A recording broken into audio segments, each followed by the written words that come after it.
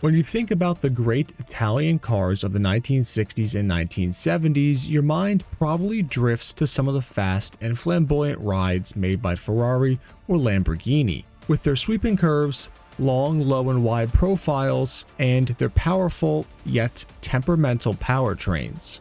But what if I told you that one man built an empire based on refrigerators and scooters, of all things, and used that fortune to hire some of the most famous designers of his time to create an unbelievable Italian-American hybrid supercar? Today, we're talking about the Iso Grifo, which was produced from 1965 through 1974, with the Series 1 being built between 65 and 70, and the redesigned Series 2 starting in 1970 and coming to an end in 1974. Now, the story of the Iso Grifo model itself actually begins a few years earlier with the Iso Rivolta 300, intended to be a major seller for the company. Now, this vehicle was a combined effort of the famous engineer Giotto Bizzarini, who had just left Ferrari in 1961, and designer Giorgetto Giugiaro, who, after cutting his teeth working for Fiat, started working for Bertone in 1959 as a designer for hire, usually for other car makers and for small runs of specialty vehicles.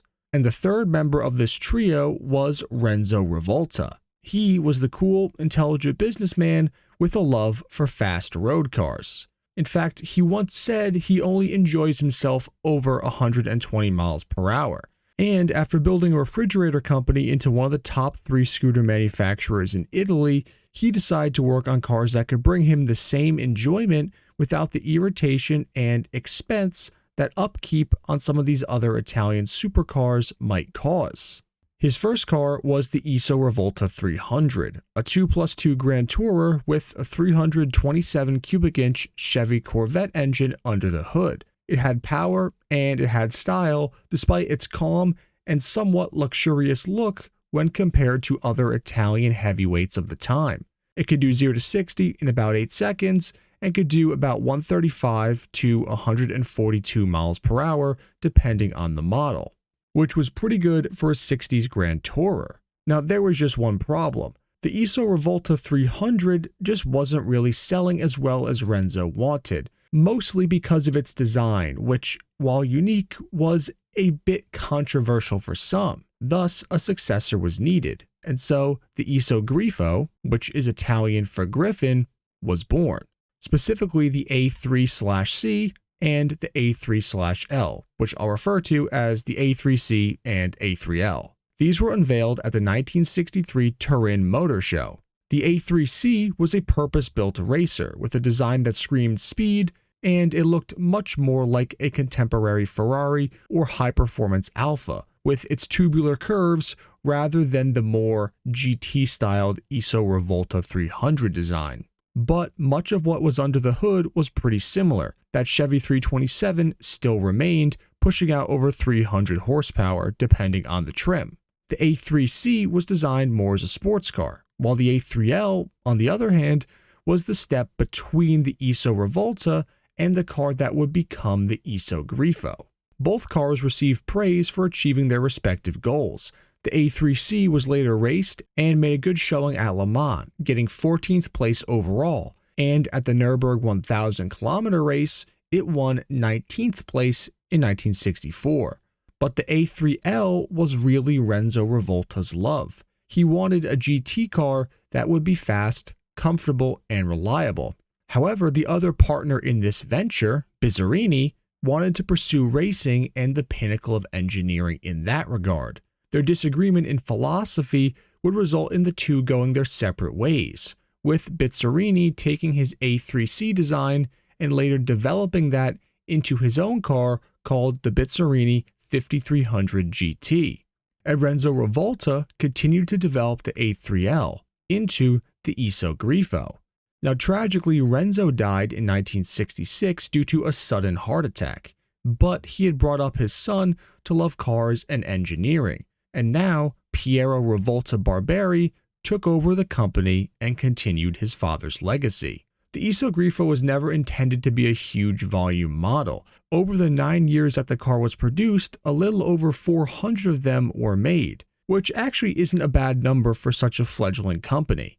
Now, the ISO Grifo looked a bit more like a Mustang GT than anything else being made in Italy.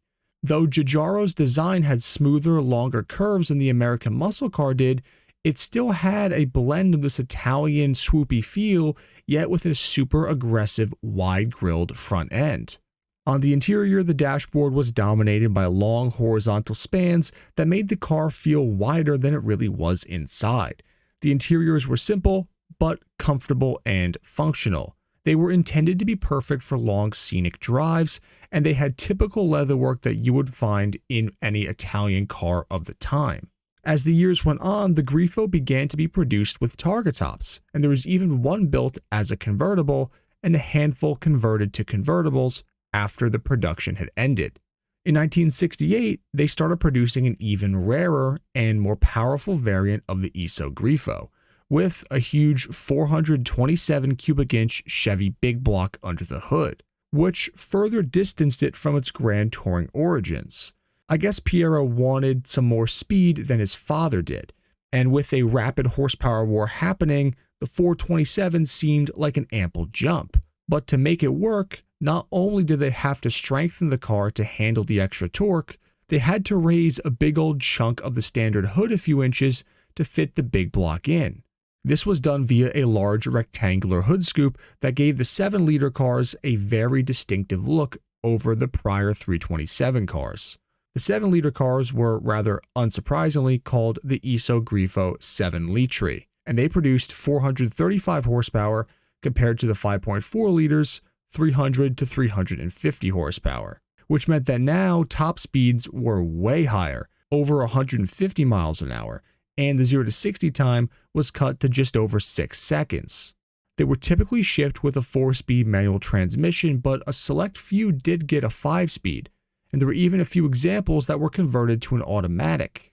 As the years went on though, the Maserati Ghibli began to become a serious competitor to the ISO Grifo, and so in 1970, the Grifo was updated to the Series 2 car, with several updates, but one that was the most unique and most distinctly Italian was the front end and hood being extended forward and downwards in a more smooth curve that led to almost a straight edge in the front, like you might have seen on a period Lambo.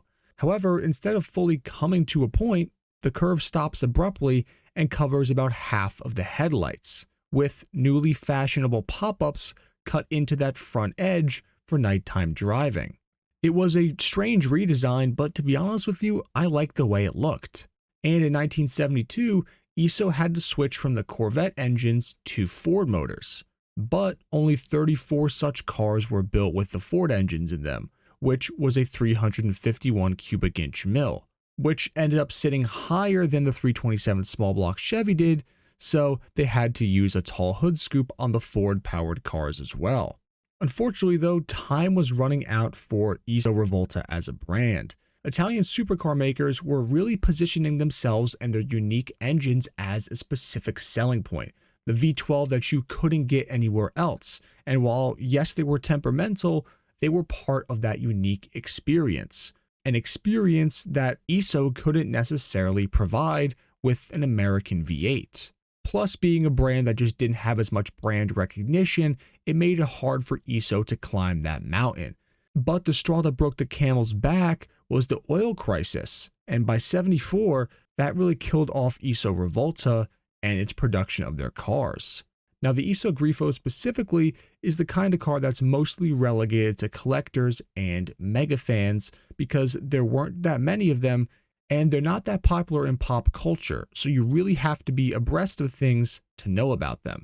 You could find a few here and there for sale in the US and UK if you could put together a few $100,000. And unlike the tricky engines of a lot of these Italian powerhouses, some 50 years later, this is a car you could actually do most of the work on yourself and still get parts for regarding the powertrain, which I think makes it super cool. And I can't help but think that the design of it is awesome. Let me know though, which of the versions you like better, the Series 1 cars or the Series 2 cars. Thank you all for watching another episode of our Rare Cars documentary series. If you enjoyed this video, could you please leave a like and share this video with other enthusiasts? It really helps us out. But otherwise, I will see you all next time, enthusiasts.